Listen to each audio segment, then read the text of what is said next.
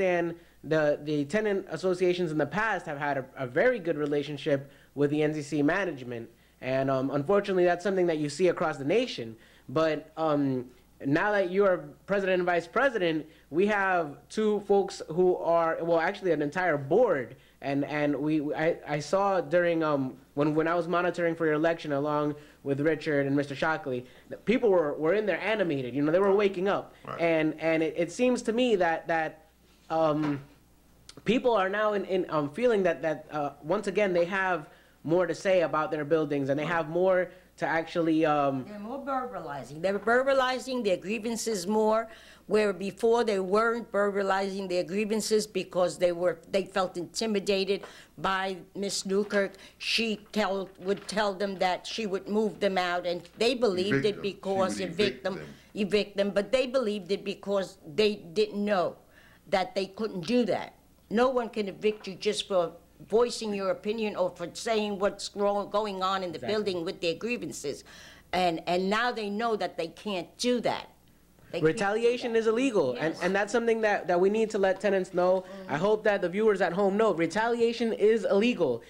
Because you stand up and you say that something is wrong, if your manager or the owner gets mad at you, that is no reason for them to evict you. Exactly. It is against federal law, it's against state law. It cannot happen. Yes. Another thing that I found really interesting, NCC is very historic, you know, with all the things that people can say about it, it is an institution in Newark that grew and that made a lot of changes. And I remember when I was still in school, I took a class about community organizing, and they taught us about NCC. And the professor was all about how many changes and all these things that they had done in Newark.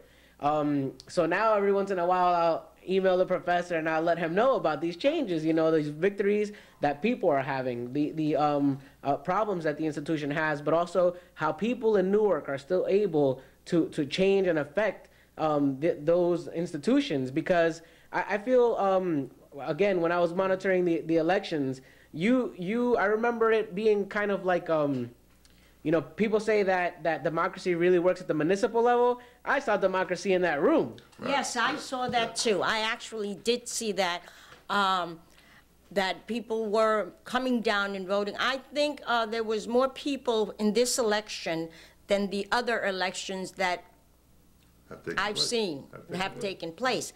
And this tells me that they're ready. They're very ready for us to fight for them and ready for us to do what we need to do to make NCC better. NCC is a great institution, but that was back in the day of Sister Kay and Sister Anastasia, where they really like to speak to people and be with the people and really talk to them and find out what it is their needs was, and do something for them. Today, it's different. And as I say, I think that absolute power corrupts absolutely. And I think that that is what's going on. Mr. Linder must have started a good thing. He started a good thing, but then he got absolute power, and now he's corrupted absolutely. Well, I'm not beating up on the whole new community. No, it's a very good organization. It's helped.